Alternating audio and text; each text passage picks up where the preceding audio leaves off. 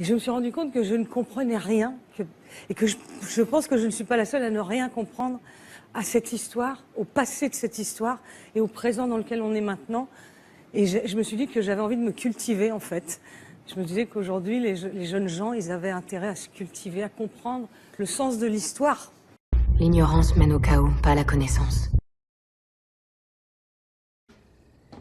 Sommes ici pour vous aider.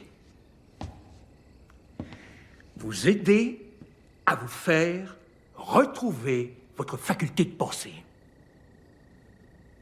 Parce qu'il semble évident que vous l'avez perdue. Si vous deviez dire à une personne la chose la plus importante du monde tout en sachant qu'elle ne vous croira pas, que feriez-vous? J'essaierai. On ne sait jamais comment les gens vont réagir. Est-ce que vous allez me dire la vérité?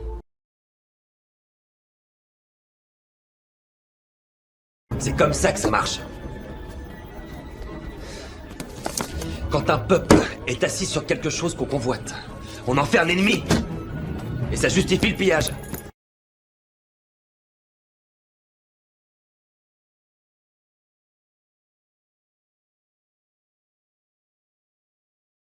Moi, je vais vous dire quelque chose. J'étais il y a 2 ans à peu près, avant que les hostilités commencent en Syrie. Je me trouvais en Angleterre par hasard pour d'autres choses, pas du tout de la Syrie. J'ai rencontré des responsables anglais. Et quelques-uns qui sont mes amis m'ont avoué, en me sollicitant, qu'il se préparait quelque chose en Syrie. C'était en Angleterre et pas en Amérique. L'Angleterre préparait l'invasion des rebelles en Syrie. Et on m'a même demandé à moi, sous le prétexte que j'étais ancien ministre des Affaires étrangères, si je participerais comme ça. J'ai évidemment dit le contraire. J'ai dit, écoutez, moi, je suis français, ça ne m'intéresse pas. Mais c'est pour dire que cette opération vient de très loin. Elle a été préparée, conçue, organisée. Dans quel but, hein? Excusez-moi, dans quel but? L'idée de renverser Bachar, c'était quoi le but? La finalité? Mais dans le but très simple, de destituer le gouvernement syrien, parce que dans la région, il est important de savoir que ce régime syrien a des propos anti-israéliens. Et que par conséquent, tout ce qui bouge dans la région autour, moi j'ai la confidence du Premier ministre israélien qui remonte très longtemps, qui m'avait dit on essaiera de s'entendre avec le Premier ministre, avec les États autour. Et ceux qui ne s'entendront pas, on les abattra. C'est une politique, c'est une conception de l'histoire. Pourquoi pas, après tout? Mais il faut le savoir.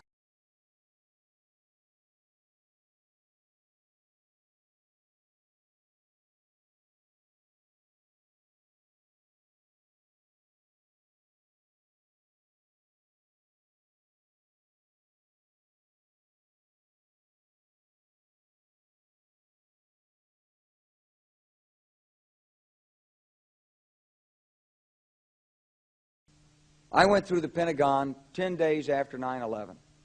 I couldn't stay away from Mother Army. I went back there to see Don Rumsfeld. I'd worked for him as a White House fellow in the 1970s. All this is in the book. And I said, am I doing okay on CNN? He said, yeah, fine. He said, I'm thinking about it. He says, I read your book. And he said, this is a book that talks about the Kosovo campaign. And he said, I just want to tell you, he said, nobody's going to tell us where or when we can bomb. Nobody. He said, I'm thinking of calling this a floating coalition. What do you think about that? I said, well, sir, thanks for reading my book. And, he said, thanks, that's all the time I've got. Really. And I went downstairs. I was leaving the Pentagon, and an officer from the Joint Staff called me into his office and said, I want you to know, he said, sir, we're going to attack Iraq. And I said, why? He said, we don't know. He said, I said, well, did they tie Saddam to 9/11? He said, no.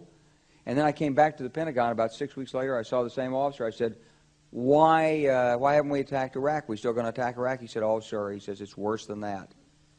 He said, he pulled up a piece of paper off his desk. He said, I just got this memo from the Secretary of Defense's office that says we're going to attack and destroy the governments in 7 countries in 5 years. We're going to start with Iraq, and then we're going to move to Syria, Lebanon, Libya, Somalia, Sudan, and Iran. I said, 7 countries in 5 years. I said, is that a classified memo? He said, yes, sir. I said, well, don't show it to me. He was about to show it to me. He said, because I want to talk about it. And I sat on this information for a long time, for about 6 or 8 months, I was so stunned by this I couldn't begin to talk about it. And I couldn't believe it would really be true, but that's actually what happened. These people took control of the policy in the United States. And I realized then, it came back to me, a 1991 meeting I had with Paul Wolfowitz. You know, in 2001 he was Deputy Secretary of Defense, but in 1991 he was the Undersecretary of Defense for Policy. It's the number 3 position in the Pentagon. He said, and we've got about 5 or 10 years to clean up those old Soviet client regimes, Syria, Iran, Iraq, before the next great superpower comes on to challenge us. It was a pretty stunning thing. You mean the purpose of the military is to start wars and change governments? It's not to sort of deter conflict? We're going to invade countries? And you know, my mind was spinning. And I put that aside. It was like a nugget that you hold on to. This country was taken over by a group of people with a policy coup. Wolfowitz and Cheney and Rumsfeld, and you could name a half dozen other collaborators from the Project for a New American Century. They wanted us to destabilize the Middle East, turn it upside down, make it under our control. It went back to those comments in 1991. Now, did anybody ever tell you that? Was there a national dialogue on this? Did senators and congressmen stand up and denounce this plan? Was there a full-fledged American debate on it? Absolutely not. And there still isn't. They could hardly wait to finish Iraq so they could move into Syria. It was like a laydown. Oh, our legions are going to go in there. This wasn't what the American people voted George Bush into office. Well, they didn't actually vote him into office, but it wasn't what many of the people who... It wasn't what he campaigned on. He campaigned on a humble foreign policy, the most arrogant foreign policy in American history. He campaigned on no peacekeeping, no nation building, and here he is with Afghanistan and Iraq. It's astonishing.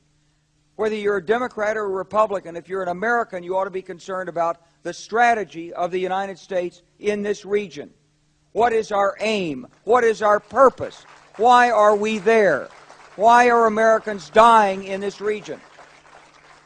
That is the issue.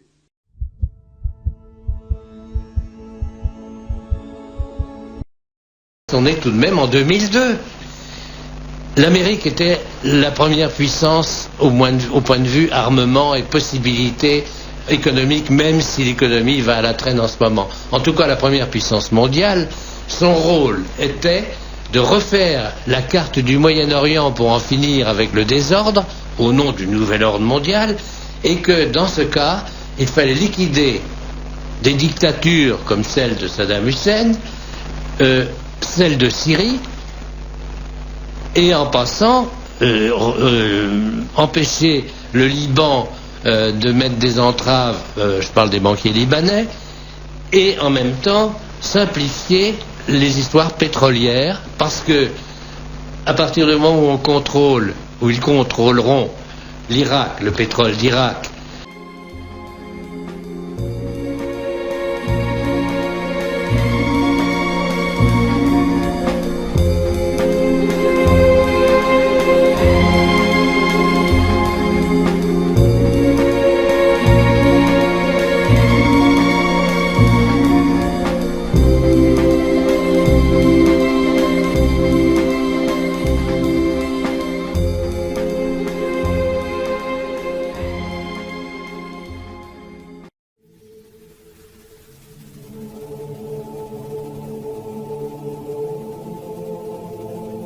Could you be specific about when you met Rockefeller, how it happened in these discussions? I met Rockefeller through a female attorney I knew who called me up one day and said, one of the Rockefellers would like to meet you. I had made a video called Mad as Hell, and he'd seen the video and wanted to meet me and knew I was running for governor of Nevada. So sure, I'd love to meet him. And I met him and I liked him, and he was a very, very smart man. And we used to talk and share ideas and thoughts. And he's the one who told me 11 months before 9/11 ever happened that there was going to be an event Never told them what the event was going to be. But there was going to be an event, and out of that event, we were going to invade Afghanistan to run pipelines from the Caspian Sea. We were going to invade Iraq, to take over the oil fields, establish a base in the Middle East, and make it all part of the New World Order. And we'd go after Chavez in Venezuela. And sure enough, later, 9/11 happened. Now, specifically, this was a little over 6 years ago? This was 11 months before 9/11. Yeah. And Nick Rockefeller, who's a lawyer, he's become your friend over the previous years, and he's saying to you that there's going to be this big event, and then out of that we're going to have a war on terror, and it's just going to go on and on. Right, an endless war on terror without any real enemy that you can never. So you can never define a winner. And did he say that it's going to be perfect because you can't define an enemy? It just goes on? Yeah, because you can't define a winner. There's no one to beat, so it goes on and on forever. And they can do whatever they want. They scare the hell out of the American public. Look, this whole war on terror is a fraud. It's a farce. It's very difficult to say it out loud because people are intimidated against saying it. Because if you say it, they want to make you into a nutcase. But the truth has to come out. That's why I'm doing this interview. The fact of the matter happens to be that the whole war on terror is a fraud. It's a farce. Yeah, there's a war going on in Iraq because we invaded Iraq. And people over there fighting, But the war on terror, it's a joke, And until we discover what really happened on 9/11 and who was responsible for 9/11, because that's where the war on terror emanates from. That's where it comes from. It was 9/11 that allowed this war on terror to begin. And until we get to the bottom root of 9/11, the truth of 9/11, we'll never know about the war on terror. And so by creating 9/11, an event to terrify the American people that were being attacked by terrorists, you create a world where there's an enemy that can never be pinpointed. You can never win the battle. It's a 100-year war. It's a never-ending war on terrorism, right? So you're always fighting this war. And through the war on terrorism, which is the 9/11, which is the first lie, then you create the war on terrorism, which is the next lie. Then you create the war in Iraq for weapons of mass destruction, which is the next lie. And it's one lie to the next lie to the next lie. Now it's going to be Iran, the next lie, sending more troops and a surge into Tu dois désapprendre tout ce que tu as appris. Très bien, je vais essayer. Non, n'essaie pas. Fais-le. Ou ne le fais pas. Mais il n'y a pas d'essai. La peur est le chemin du côté obscur. La peur mène à la colère mène à la haine mène à la souffrance.